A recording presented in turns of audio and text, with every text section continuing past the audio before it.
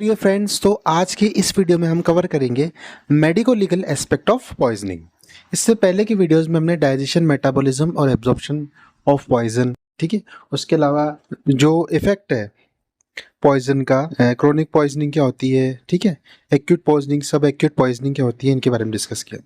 अब इसके बारे में हम देखते हैं duties of medical practitioners in case of suspected poisoning. तो मेडिको लीगल जो केस है उसको दो पार्ट में आ गया, एक तो medical aspect and legal aspect. Medical aspect जो है वो डॉक्टर से रिलेटेड होता है, लीगल एस्पेक्ट मतलब कानूनी कार्रवाई, पुलिस, मजिस्ट्रेट, इनसे रिलेटेड। तो बात करते हैं मेडिकल एस्पेक्ट की। Care and treatment of patient इसमें आता है। Legal aspect assist the legal authority police to determine the manner of death, यानी पुलिस को इन्फॉर्म करना कि डेथ का क्या रीजन है। Either it could be homicidal, suicidal, यानी उसको जहर दे के मारा गया है, या उसने खुद खाया है, या एक्सीडेंटली उसने जहर लिया है। अब बात करते हैं मेडिकल एस्पेक्ट की। In all cases of poisoning doctor must record preliminary particular as name, address, age, sex, occupation, time and date, brought by home, history etcetera. Poisoning के केस में ये बिल्कुल जरूरी है, जो पॉइजन का केस आया है डॉक्टर को, अब इसमें प्राइवेट या सरकारी कुछ नहीं है, जो भी आपके पास केस आया है उसको आपको देखना है, और जो भी उसके नेम, एज, सेक्स वगैरह जो भी है वो आपको लिखने हैं। और पहली बात, पॉइजनिंग का केस किसके द्वारा लाया गया, ये एक स्पेशल बात है पॉइजनिंग के केस में। अगर उल्टी का कोई केस है, पेट दर्द का केस है, तो किसके द्वारा लाया गया आपको देखना जरूरी नहीं है।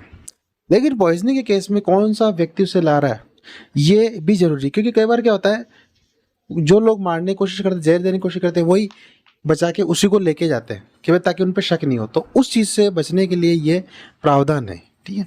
दूसरा, the doctor's first duty is to treat his patient and try to save life of patient by every means. Doctor की पहली ड्यूटी है पेशेंट को बचाना, बाकी सब काम बाद में। वो मुन्ना भाई एमबीबीएस की तरह नहीं कि भाई लाइन में खड़े फॉर्म लग रहे, वो नहीं। जैसे आया सब फॉर्मेलिटीज बाद में, पहले पेशेंट को ट्रीट करना है। Use every suitable measures, try to know the source of poison, amount and route of poison. जहाँ तक हो हमको पता करना है कि भाई इसका सोर्स ऑफ पॉइजन क्या है, अमाउंट क्या है, रूट ऑफ पॉइजन क्या है। अब बच्चा है मानो, तो बच्चों को के साथ सुसाइडल केसेस भी कम होते हैं, होमिसाइडल भी कम होते हैं, लेकिन बच्चों के साथ एक्सीडेंटल केसेस ज़्यादा होते हैं। मानो बच्चा कोई फिनाइल की बोतल के पास खेल रहा है, कर रहा है, एकदम से वो कटक गया, कर गया। तो आपको इस तरह से अपनी लॉजिक का, युक्ति का, जैसे आयुर्वेद में कहते हैं, वो यूज करके पता लगाना है कि वो सोर्स क्या हो सकता है पॉइजन का, व्यक्ति के हिसाब से सोर्स क्या हो सकता है, होमिसाइडल हो सकता है, एक्सीडेंटल हो सकता है, कितनी डोज। अब बच्चे ने लिए तो बच्चा तो भाई छोटी सी मात्रा में लेगा ग्रैंड, ठीक है। अगर होमिसाइडल है तो उसको ज़्यादा मात्रा में दिया गया होगा, है ना, और सुसाइडल है तो और भी ज़्यादा मात्रा में दिया गया कि जल्दी जल्दी लाइफ खत्म हो जाए। तो इस तरह से आपको युक्ति, लॉजिक लगा के रूट का और उसके अलावा अमाउंट का इसका ध्यान रखना। In case of homicidal poisoning, if the doctor does not understand, he should consult their seniors to confirm poisoning. ये बात ध्यान रखनी है कि होमिसाइडल पॉइजन यानी किसी ने किसी को जहर दे के मारने की कोशिश करी है, या कोई भी सस्पेक्टेड केस है, या आपको केस समझ में नहीं आ रहा कि भाई क्या पॉइजन का केस है, तो आपको सीनियर से कंसल्ट करना है। अगर आप ये समझते हैं कि मैं ही सब केसेस हैंडल कर लूँगा, बाय चांस अगर ऐसा हो गया, भगवान नहीं करे कि केस बिगड़ गया, तो आपको पुलिस को जवाब देना भी भारी पड़ेगा, और सीनियर्स को भी। सीनियर से कहेंगे कि जब आपको पता नहीं था तो हमने पूछा क्यों नहीं, ठीक है। और उसी वजह से अगर पुलिस भी यही कहेगी कि आपको पता नहीं था तो आपने सीनियर्स को बताया क्यों नहीं, तो आप दोनों तरफ से फंस जाएंगे। तो अगर कोई केस आपको समझ में नहीं आता तो आपके सीनियर से आपको कंसल्ट करना चाहिए। If not found any clear details of poison, follow the general line of treatment. अगर आपको पता नहीं पड़ रहा है कि भाई कौन सा पॉइजन है, ऑर्गेनिक, इनऑर्गेनिक है, सेरिब्रल है, सेरिब्रल है, डेरिएंट, इनहेबिटेंट, किस टाइप का पॉइजन है वो पता नहीं पड़ पा रहा है, तो आप नॉर्मल जो ABCD होता है, एयरवे, ब्रीदिंग, सर्कुलेशन, ठीक है, एलिमिनेशन, पॉइजन, ये जो बेसिक लाइन ऑफ ट्रीटमेंट हम बाद के चैप्टर्स में पढ़ेंगे वो आपको अपनाने चाहिए। लीगल एस्पेक्ट क्या है, the doctor's first duty is to treat his patients, then after the doctor should report each and every case of suspected poisoning. यानी डॉक्टर को सबसे पहले पेशेंट को ट्रीट करना है, लेकिन ट्रीट करने के बाद पॉइजनिंग के जहर के जितने भी केसेस है उनको आपको रिपोर्ट करना है। अब यार रिपोर्ट से मतलब है दो रिपोर्ट है। पहली बात, आपके पास केस आया तो आपको कॉलेज, आपके जो भी हॉस्पिटल में सीनियर्स है उनको बताना है कि मेरे पास ऐसा ऐसा केस आया था, मैंने इसका ट्रीटमेंट तो कर दिया लेकिन मुझे समझ में नहीं आ रहा। दूसरी बात, आपको लीगल अथॉरिटी, पुलिस को इन्फॉर्म करना है कि मेरे पास इस समय पर इस नाम का व्यक्ति इस व्यक्ति को लेकर आया, ठीक है, और यही केस था, मैंने इसका ट्रीटमेंट कर दिया, मुझे समझ आया या नहीं आया, मुझे इसका केस लगा, होमिसाइडल या सुसाइड लगा, वो आपको रिपोर्ट करना है, ठीक है। दूसरा, if the doctor is in private practice and is certain that his patient is suffering from accidental और suicidal poisoning, he is not bound to inform to the police. अब एक बात ध्यान रखनी है कि अगर व्यक्ति प्राइवेट क्लिनिक पर है लेकिन केसेस एक्सीडेंटल और सुसाइडल पॉइजनिंग का है, तो उसको कोई ज़रूरत नहीं है पुलिस को इन्फॉर्म करने की। लेकिन ये ओनली 2 केसेस पे अप्लाई होता है, या तो व्यक्ति ने गलती से जहर खा लिया या सुसाइड के लिए। होमिसाइडल केसेस पर ये अप्लाई नहीं होता, यानी किसी ने जहर दे के मारने की कोशिश करी है, तो वो प्राइवेट प्रैक्टिस में हो, चाहे वो सरकारी में हो, चाहे कोई सी प्रैक्टिस में हो, उसको पुलिस को इन्फॉर्म करना है तो करना है, ठीक है। अब इसमें भी एक्सीडेंटल और सुसाइडल पॉइजनिंग में भी अगर प्राइवेट प्रैक्टिस में है तो कुछ शर्त है कि आपको करना ही है अगर आप प्राइवेट प्रैक्टिस कर रहे हो तो। If you is summoned by investigating police officer, यानी पुलिस आपसे इंक्वायरी करती है कि ये व्यक्ति का केस आपके पास आया था या नहीं आया, या पुलिस कोई भी जानकारी आपको सब मांगती है, आपके पास जो भी पॉइजनस केस है तो आपको जानकारी देनी, नहीं देंगे तो हम बात करते हैं आगे क्या होगा। अब जैसे फूड पॉइजनिंग हो जाती है, जैसे एक साथ कोई भंडारे में गए, कोई शादी में खाए, कोई ऐसे रसमलाई खा ली, पूड़ी से खा ली कि सबको एक साथ उल्टी दस्त हो गई, वो एक फूड पॉइजनिंग का केस है। Contamination of public drinking water, ठीक है, तो डॉक्टर को पब्लिक हेल्थ अथॉरिटी को इन्फॉर्म करना ज़रूरी है। पब्लिक हेल्थ अथॉरिटी का मतलब जितने भी जो स्वास्थ्य अधिकारी है, सीएमएच हो गया, ठीक है, चीफ मेडिकल हेल्थ ऑफिसर हो गया, उनके अंडर आने वाले पीएचएम, पब्लिक हेल्थ मैनेजर है, ठीक है, पुलिस है, ये सब, ये इस अधिकारीगण जो है इनको आपको इन्फॉर्म करना ज़रूरी है।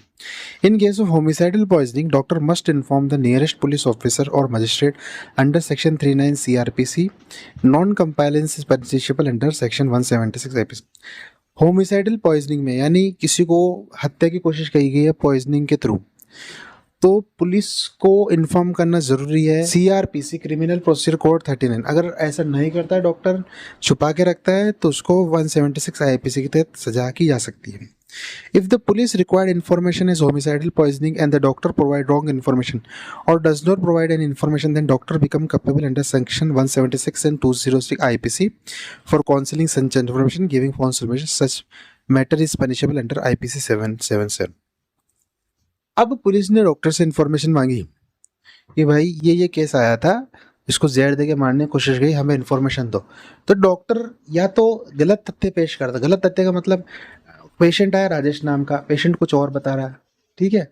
दूसरी बात ये, उसको पॉइजनिंग हुई कॉपर की, आपने बता दी किसी और की, उसको ज़्यादा डोज में पॉइजनिंग दे के मारा गया था, आप कम बता रहे हो कि नहीं, उसकी होमिसाइडल पॉइजनिंग, उसको जहर दे के मारने की कोशिश की, आप उसको सुसाइडल बता रहे हो। तो किसी भी तरह के डेटा या तथ्य से आपने छेड़छाड़ करी, और दूसरी बात, आपने कुछ भी चीज़ छुपाने की कोशिश करी और वो पुलिस से बाद में पकड़ में आ गई जांच में, तो उस पर धारा 176 आईपीसी और 202 के तहत केस बनेगा, और जो भी उसमें सजा है वो आपको दी जाएगी डॉक्टर को। In every case of suspected poisoning, preserve all evidences such as vomiting, stomach wash, sample of urine, blood likely to contain poison, feces, clothes, bed sheets, suspected articles, leftover food, drink medicine in separate label, wide mouth glass bottles, or transmission to FSL for analysis। FSL का मतलब Forensic Science Laboratory। अगर आपको लग रहा है कि ये suspected poisoning का केस है, हो सकता है इसको जहर दे के मारने की कोशिश करी, या पकड़ में नहीं आ रही कोई चीज़, तो अगर उससे कोई ब्लीडिंग हो रही है या वो उल्टी कर रहा है या उसके कपड़ों पे कुछ लगा हुआ है, तो ये जो भी सबूत है आपको एक बड़े से जार में, ये लिखा हुआ वाइड माउथ ग्लास बॉटल्स में आपको प्रिजर्व करना है। बाई चांस वो मर जाता है, कुछ भी होता है, तो कुछ प्रूफ तो रहना चाहिए कि भाई ये किससे मरा। फॉरेंसिक एफएसएल में नमूने जब उठाते पुलिस, तो इन्हीं चीज़ों को बताते, उल्टे के नमूने हो गए, ठीक है, ब्लीडिंग के नमूने, क्लोथ्स के नमूने हो गए, तो ये आपको प्रिजर्व करके रखना है सस्पेक्टेड पॉइजनिंग के अंदर। अगर नहीं करते तो आप पे दिक्कत आ सकती है। Report all cases of suspected poisoning to the police officer, जितने भी आपको लग रहा है ये शक के घेरे में पॉइजनिंग केसेस, उनको पुलिस ऑफिसर को बताना। इन case of suspected poisoning the doctor should not give death certificate. आपको पता नहीं पड़ पा रहा है कि इसको किस टाइप की पॉइजनिंग है, एक्सीडेंटली खाया है, सुसाइडल खाया है, या होमिसाइडल खाया है। अगर व्यक्ति खुद कह रहा है कि मैं डॉक्टर साहब कुछ काम कर रहा था, ये बोतल पास में पड़ी थी, मुझे पता नहीं था, गलती से मैं पी गया, कि इस बच्चे ने पी ली, तो पता है कि एक्सीडेंटल केस है, लेकिन बाकी केसेस में आपको पता नहीं पड़ रहा है, तो आपको डेथ सर्टिफिकेट नहीं देना है। क्या पता उसको झेड़ दे के मारने की कोशिश करी हो, या उसने खुद लिया हो, ठीक है। तो वो अगर आप डेथ सर्टिफिकेट बनाते तो वो बाद में फॉल्ट हो जाएगा उसमें, ठीक है, उसमें आईपीसी के तहत आप पे कार्रवाई हो सकती है। तो आपको जिस भी चीज़ में शक हो कि इस पॉइजनिंग का मेरे को समझ में नहीं आ रहा है, किस टाइप की पॉइजनिंग है, कुछ भी समझ में नहीं आ रहा है, तो आपको डेथ सर्टिफिकेट इश्यू नहीं करना है। उसके बाद if the patient dies before the exact diagnosis और he was brought dead to the hospital, then the duty of doctor is to inform the police and he does not issue death certificate, the police will order for autopsy. मान लो कोई patient बहुत ज़्यादा serious है, ambulance में रास्ते में लाते लाते मर गया, या वो जैसे इसको हॉस्पिटल में लाए, आप उसका इलाज कर रहे हैं लेकिन आप डायग्नोस नहीं कर पाए कि इसमें क्या बीमारी है, भाई इसके जहर दिया तो किस तरह का जहर दिया, कितनी मात्रा में दिया, आप कुछ डायग्नोस नहीं कर पाए, लाते ही वो एक्सपायर हो गया हॉस्पिटल में या वो रास्ते में एक्सपायर हो गया, उस केस में आपको डेथ सर्टिफिकेट इन दोनों केस में आपको नहीं देना है। इस केस में आपको डायरेक्ट पुलिस को इन्फॉर्म कर देना, पुलिस फिर उसका पोस्टमार्टम करवाएगी, पोस्टमार्टम में पता लगेगा कि इसकी डेथ किस कारण से हुई है, कितने टाइप, कौन से टाइप का पॉइजन दिया, कितने अमाउंट में दिया, होमिसाइडल है, सुसाइडल है, वो सब ऑटोप्सी में पता लगेगा। लेकिन इन दो टाइप के केसेस में आपको डेथ सर्टिफिकेट इशू नहीं करना है।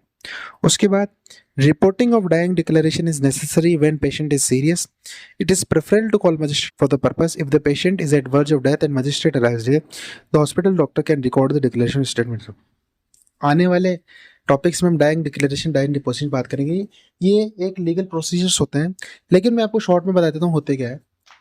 अब ये बात कर रहे हैं, अगर आपको लग रहा है कि सस्पेक्टेड केस है और पुलिस को बुलाना जरूरी है और व्यक्ति कुछ बयान देना चाह रहा है, तो आपको अकेले को बयान नहीं ले रहे हैं, कोई पुलिस का अधिकारी होना चाहिए, या अगर बहुत ज़्यादा आपको लगता है कि पुलिस का भी नहीं है तो मजिस्ट्रेट को बुलाना चाहिए।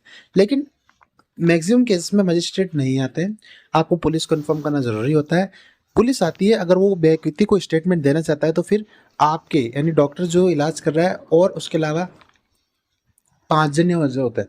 जैसे हम गाँव में कहते हैं पंच, तो वो पंच वाली बात नहीं है, लेकिन यह बात है कि 5 जने जो भी है सीनियर, जो भी आपके सीनियर से, ठीक है, सीनियर डॉक्टर से आप जो ट्रीटमेंट कर रहे हो, वो 5 जने और पुलिस अधिकारी, उनकी उपस्थिति में फिर स्टेटमेंट होता है कि बाय चांस अगर उसकी डेथ हो जाती, कर जाती, तो वो प्रूफ रहेगी ये डेथ से पहले क्या स्टेटमेंट देके गया, किस बारे में देके गया, ठीक है, तो वो एक प्रूफ के तौर पे काम आता है, ठीक है।